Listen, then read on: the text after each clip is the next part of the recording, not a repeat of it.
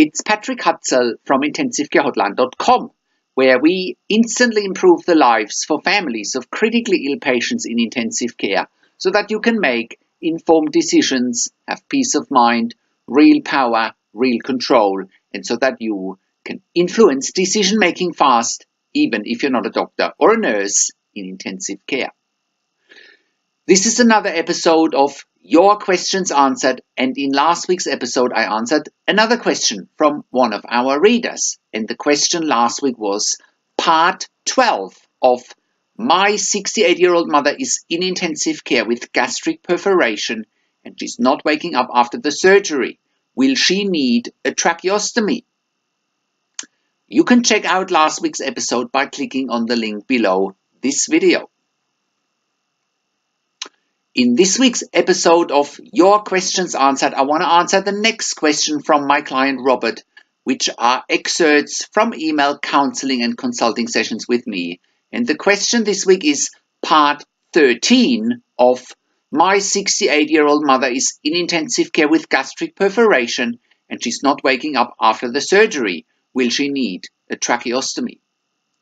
You can also find previous questions from this series of questions answered below this video, and I put some links to the other questions that I already answered for my client Robert. And if you're watching this on YouTube, just click on the link to the website below this video and you'll have access to the written version and all the other episodes as well. So today Robert continues with his mother's situation as follows. He writes, "Hi Patrick, here are the latest updates and developments. First, they are watching her hemoglobin and her platelets closely. They gave her 2 blood transfusions yesterday, one unit each time. They just gave her platelets 6 units, which bumped the number up to 69 for a little while and then drifted back to 60.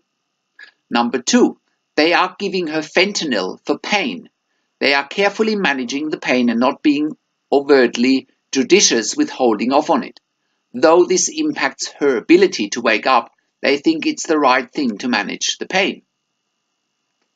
Number 3, for most of the day, she can stay off the blood pressure medications, also known as inotropes and vasopressors. Every now and then, maybe once or twice a day, they have to give her a little bit, but it's low or off completely most of the time. Number 4, the highest her white blood cell count has been was a couple of days ago around 20,000. Then it went down to 18,000 and is 15,000 at the last check today. Number 5, the dialysis is proceeding well. They're able to put out about 100 mils of fluids an hour. Number 6, her complexion looks better than yesterday, but that just could be my imagination. Number 7, the doctors haven't mentioned any issues and are not concerned with her liver in the conversation I had with them earlier today, but I will specifically ask at the next rounds in a few hours. Number 8, in the conversation I had with the attending doctor a couple of hours ago, she was very concerned about my mother's bleeding. They're not sure the bleeding has stopped yet. The blood coming out is darker, but she thinks that might be because it's accumulating somewhere for a little while before it comes out, and that's why it's not bright red. Number 9, they said that if platelet count continues to drop and gets into the 10 range versus 30 it was at earlier today, then she's at risk of spontaneous bleeding. The fact that she's diabetic doesn't help matters either. Number 10, they have taken her off the blood thinning medication she was on regularly, as her blood is thin enough already. Number 11, they took her off the antibiotics Flagyl yesterday. Since there are no signs of major infection, they're looking into whether it's advisable to take one of the other antibiotics off as well. Number 12, they are being careful with her skin, especially as they turn her. They have air cuffs on her legs that are supposed to help prevent bed sores and keep some mobility there. Your thoughts and comments are much appreciated from Robert. And before I get into my response, if you want to get one-on-one counseling and consulting with me via Skype, over the phone, or via email, check out my one-on-one counseling and consulting options with me by clicking on the link on the top of the website. So here is my response to Robert. So Robert, I'm going through your questions and updates one by one, and I'll make some comments around it so you know what's happening. So the first thing you say is that they're watching her hemoglobin and her platelets closely. They've given her 2 blood transfusions yesterday. They just gave her platelets 6 units, which bumped the number up to 69 for a little bit and then drifted back to 60. Well, I'm very glad to hear that they are transfusing her platelets and red blood cells. Hemoglobin of 60-ish is very low and suggests major bleeding. A low hemoglobin also doesn't help with ventilation and oxygen dependency. To illustrate this, Rob, hemoglobin is the oxygen binder in the blood. Therefore, the lower hemoglobin levels, the less oxygen can be carried around the blood, even if 100% of oxygen was being delivered. Therefore, giving red blood cells makes a lot of sense on many levels. Number 2, you're saying that they are giving her fentanyl for pain. They are carefully managing the pain and not being overly judicious with holding off on it. Though this impacts your mother's ability to wake up, they think it's the right thing to manage the pain. I think that yes, fentanyl will delay waking up, but pain management at this time still overrides the need to wake up, especially if her breathing rate is more than 30 breaths per minute. One of the major side effects of fentanyl is respiratory depression or inhibiting breathing efforts. It could cause major havoc, letting your mother wake up with pain she most likely couldn't cope. Again, it's a marathon, not a sprint. Waking up after an induced coma is a process and not an event. Furthermore, especially in acute kidney failure, fentanyl is the preferred pain medication or opiate because morphine can aggravate acute kidney failure, and your mother is in acute kidney failure. Number 3, you said that for most of the day she can stay off the blood pressure medications or inotropes and vasopressors. Every now and then, maybe once or twice a day, they have to give her a little bit, but it's low or off completely most of the time. Now that's a great sign, Rob, especially in light of the fact of low hemoglobin and the bleeding. Most patients in intensive care with major bleeding and low hemoglobin have a low blood pressure and do need the inotropes or vasopressors to maintain a physiological blood pressure.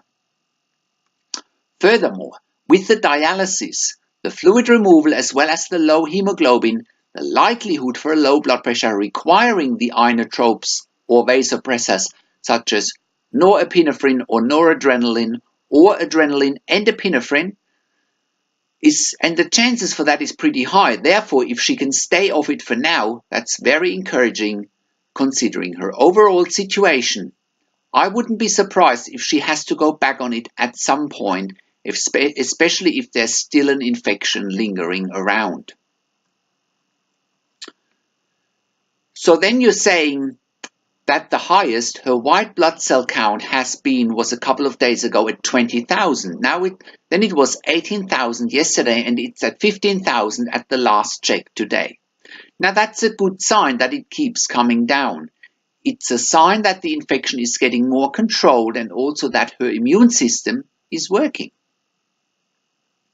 Next, you are saying, Rob, that the dialysis is proceeding well. They are able to put out about 100 mils of fluids an hour. It's a good sign that it's working well. They may have to look at taking off more fluids, the reason being that she will most likely get up to 100 mils per hour fluid intake with the nasogastric feeds or IV nutrition such as TPN, plus antibiotics and other medications running. Therefore, if she gets up to 100 mils per hour fluid intake, are they just keeping the fluid balance equal, or are they taking off 100 mils per hour on top of what she's getting? It might be a worthwhile question to ask to find out in which direction her fluid balance is heading. Also, the more aggressive they are in removing fluids, the higher the likelihood of blood pressure medications going down and needing the inotropes and vasopressors again. Number 6. You mentioned that her complexion looks better than yesterday, but that could just be your imagination. Well, Rob, I believe you should trust in your feelings and intuition in what you see. You and your family know your mother. Also, with aggressive fluid removal via the dialysis machine, her looks would have changed by now from being puffy, edematous and fluid overloaded to a more normal look. Number 7. The doctors haven't mentioned any issues or concerns with her liver in the conversation you had with them earlier today, but you will specifically ask at the next rounds in a few hours. Well, if I was you, Rob, I would definitely ask. And if I was you, if liver failure can be ruled out, that's great. But in light of platelets dropping significantly, there is certainly a chance of liver issues being present. I would also be asking for your mother's albumin levels, especially since you have mentioned a few days back that they were draining the abdominal fluids. I would also ask, if I was you, in regards to her albumin levels, because again, the puffiness and being edematous can be a combination of fluid overload and low albumin levels. Low albumin levels and a drop in platelets can be related to liver issues. If they're not related to liver issues, that's great and you can rule it out, but then they need to investigate what else might be going on.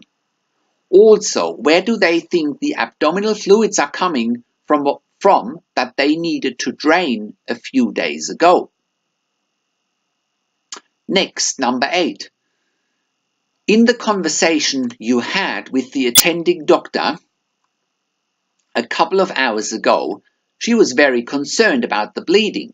They're not sure the bleeding has stopped yet. The blood coming out is darker, but she thinks that might be because it's accumulating somewhere for a little while before it comes out, and that's why it's not bright red. Well, Rob, I would certainly be worried about the bleeding, especially with the hemoglobin as low as 60 and her platelets less than 30. That definitely suggests that there's major bleeding going on somewhere.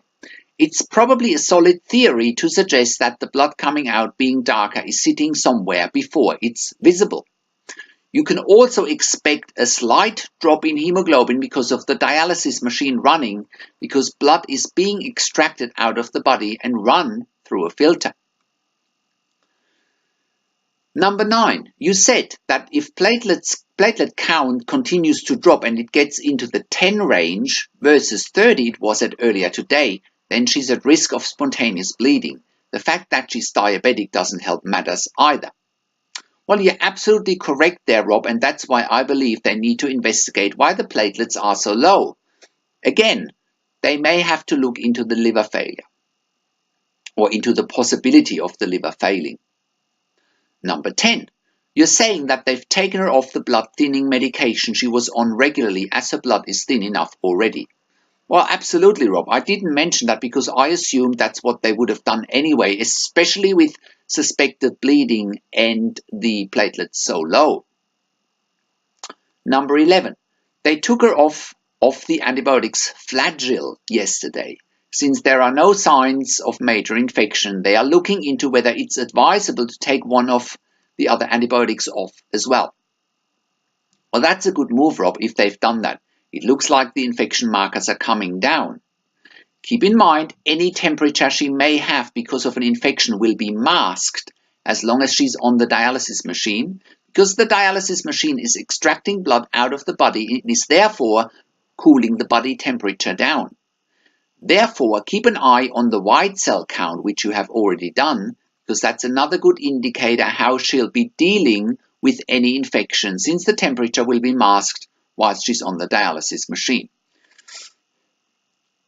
Last but not least, number 12. You are saying that they're being careful with her skin, especially when they turn her. They have the air cuffs on her legs that are supposed to help prevent bed sores and keep some mobility there. Well, you're absolutely right, Rob. Her skin would be extremely fragile after such a long stay in intensive care with being immobile, bedbound and critically ill. Furthermore, the inotropes or vasopressor therapy with noradrenaline norepinephrine would have made her skin constricted and even more fragile.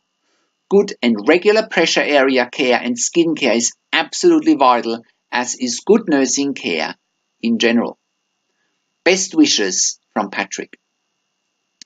So, how can you become the best advocate for your critically ill loved one? How can you make informed decisions, get peace of mind, control power and influence quickly, whilst your loved one is critically ill in intensive care? Well, you get to that all-important feeling of making informed decisions, get peace of mind, control, power and influence when you download your free Instant Impact Report now by entering your email below. In your free Instant Impact Report, you learn quickly how to make informed decisions, get peace of mind, real power and real control, and how you can influence decision making fast whilst your loved one is critically ill in intensive care. Your free Instant Impact Report gives you in-depth insight that you must know whilst your loved one is critically ill or is even dying in intensive care. Sign up and download your free Instant Impact Report now by entering your email below. In your free Instant Impact Report, you learn how to speak the secret intensive care language so that the doctors and the nurses know straight away that you are an insider and that you know and understand what's really happening in intensive care. In your free report, you will also discover how to ask the doctors and the nurses the right questions, discover the many competing interests in intensive care, and how your critically ill loved one's treatment may depend on those competing interests. How to eliminate fear, frustration, stress, struggle, and vulnerability, even if your loved one is dying. You get 5 mind-blowing tips and strategies helping you to get on the right path to making informed decisions, get peace of mind, control, power, and influence in your situation. You'll get real-world examples that you can easily adapt to your and your critically ill loved one's situation. How to stop being intimidated by the intensive care team and how you will be seen as equals. You'll get crucial behind-the-scenes insight so that you know and understand what is really happening in intensive care and how you need to manage doctors and nurses in intensive care, and it's not what you think.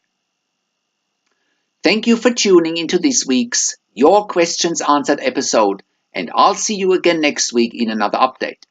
Make sure you also check out our blog section for more tips and strategies, or simply send me an email to support@intensivecarehotline.com with your questions. Or you can call me, find international phone numbers on our contacts tab. Also, check out our ebook section where you get more ebooks, videos and audio recordings, and where you can also get one-on-one counseling and consulting with me via Skype over the phone or via email by clicking on the products tab. This is Patrick Hutzel from intensivecarehotline.com, and I'll see you again next week in another update.